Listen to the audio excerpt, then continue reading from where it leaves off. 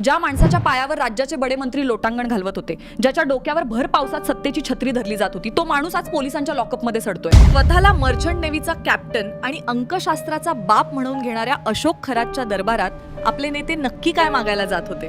पण जी माहिती पुरवतो ती 1 किंवा 2 ठिकाणाहून नाही, तर जगभरातील सर्व तज्ज्ञांकडून आणि सखोल अभ्यासातून एकत्र करून सादर करतो. त्यामुळे हा व्हिडिओ नक्की बघा. नमस्कार.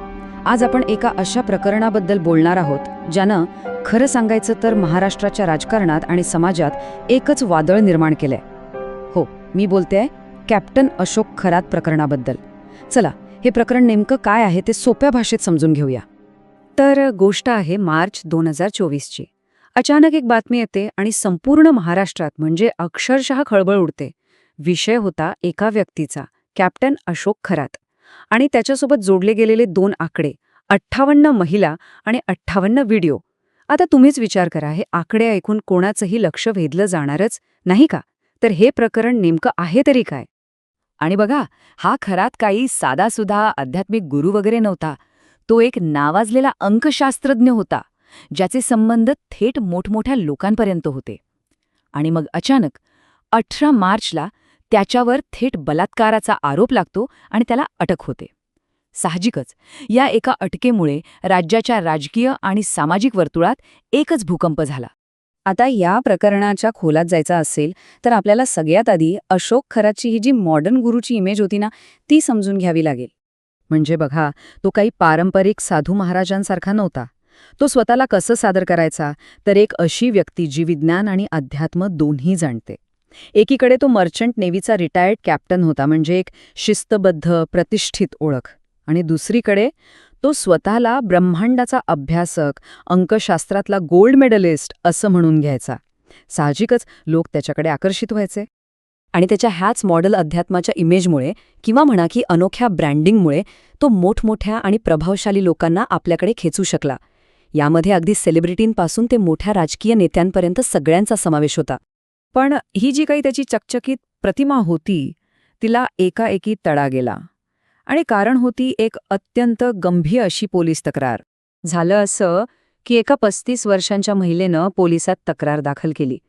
तिचा आरोप होता की नोव्हेंबर 2022 पासून ते अगदी डिसेंबर 2024 पर्यंत, म्हणजे जवळपास 2 वर्ष, धार्मिक विधींच्या नावाखाली तिच्यावर सतत लैंगिक अत्याचार करण्यात आले. आणि याच तक्रारीनंतर नाशिक पोलिसांनी त्याला उचललं. आता इथे एक गोष्ट समजून घेणं खूप महत्वाचं आहे. म्हणजे हे सगळं घडलं कसं? तर या गुन्ह्याचा मूळ आधार होता भीती, एक प्रकारचा मानसिक छळ. आरोप असा आहे की खरातने त्या महिलेला सांगितलं की तिच्या पतीच्या जीवाला धोका आहे. ही भीती घालूनच त्यानं तिच्यावर पूर्णपणे नियंत्रण मिळवलं आणि तिच्या असहाय्यतेचा गैरफायदा घेतला. आणि ह्याच प्रकरणामुळे ना, एक खूप महत्वाचा कायदा पुन्हा एकदा चर्चेत आला. तो म्हणजे महाराष्ट्र अंधश्रद्धा निर्मूलन कायदा, जो 2013 मध्ये लागू झाला. आता हा कायदा नेमका काय करतो? तर जे लोक काहीतरी अमानवी शक्ती असल्याचा दावा करून लोकांची फसवणूक करतात, त्यांचं शोषण करतात, त्यांना हा कायदा लागू होतो. आता खरातला अटक तर झाली, पण त्यानंतर जे काही घडलं ते एक राजकीय वादळच होतं. या प्रकरणामुळे अनेक मोठमोठ्या लोकांचे लागेबांधे आणि त्यांचे संबंध समोर आले. आणि झालं काय की राजकीय नेते मंडळी अक्षरशः 2 गटांमध्ये विभागली गेली. एकीकडे होते ते लोक जे कधी काळी खरातसोबत दिसायचे, त्याचे भक्त होते. यामध्ये तत्कालीन मुख्यमंत्री एकनाथ शिंदे यांच्यापासून ते अनेक कॅबिनेट मंत्र्यांची नावं आहेत. आणि दुसरीकडे होते ते नेते जे आता त्याच्यावर कडक कारवाईची मागणी करत होते, जसे की विजय वडेट्टीवार आणि सुषमा अंधारे. पण या सगळ्यामध्ये ज्या एका कनेक्शनमुळे सगळ्यात जास्त वाद निर्माण झाला, ते म्हणजे रुपाली चाकणकर यांचं, राज्याच्या महिला आयोगाच्या अध्यक्षा. त्यांचं नाव खरातच्या मंदिराच्या विश्वस्तांमध्ये होतं.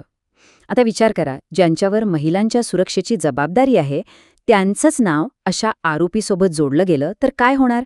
साहजिकच त्यांच्या राजीनाम्याची मागणी जोर धरू लागली.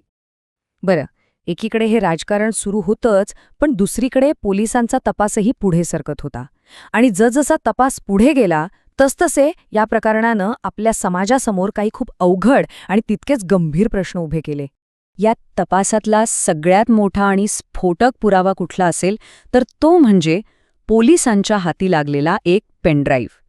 असं म्हटलं जातंय की ह्या पेनड्राईव्हमध्ये तब्बल 58 महिलांचे आक्षेपार्ह व्हिडिओ होते. तोच आकडा 58 आणि या एका पुराव्यामुळे ही केस फक्त एका महिलेच्या तक्रारीपुरती मर्यादित राहिली नाही, तर ती एक मोठं सार्वजनिक प्रकरण बनली. खरं सांगायचं तर हे काही आज पहिल्यांदाच घडत नाहीये. आपल्या महाराष्ट्रात भोंदूबाबा आणि त्यांचा मोठमोठ्या लोकांवर, विशेषतः राजकीय नेत्यांवर असलेला प्रभाव हा विषय काही नवीन नाहीये. हा नेहमीच चर्चेत असतो. या प्रकरणामुळे फक्त तो पुन्हा एकदा आणि खूप जोरात समोर आलाय इतकंच. आणि ह्यामुळेच आता काही खूप महत्त्वाचे प्रश्न आपल्यासमोर उभे राहतात.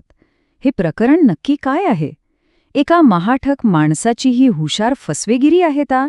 की मग आपल्या उच्चभ्रू समाजातही किती खोलवर अंधश्रद्धा रुजलेली आहे त्याची ही गोष्ट आहे? किंवा मग आपल्या व्यवस्थेतच काहीतरी चूक आहे का, ज्यामुळे अशा लोकांना इतकं मोठं होण्याची संधी मिळते? सध्या विशेष तपास पथक म्हणजे SIT या प्रकरणाचा तपास करत आहेच, पण जाता जाता हे प्रकरण आपल्या सगळ्यांसमोर काही खूप मोठे प्रश्न सोडून जातं. श्रद्धा नेमकी कुठे संपते आणि फसवणूक कुठून सुरू होते? आणि ह्या सगळ्याला शेवटी जबाबदार कोण? फक्त तो एक माणूस की त्याला देव मानणारे आपण सगळे? विचार करायला लावणारे प्रश्न आहेत नाही का? ह्या प्रश्नांची उत्तरं शोधणं आपल्या संपूर्ण समाजासाठी खूप गरजेचं आहे. तुम्हाला असे व्हिडिओ आणि विश्लेषण आवडले असेल तर व्हिडिओ आपल्या प्रियजनासोबत शेअर करा आणि लवंग्याला नक्की सबस्क्राईब करा.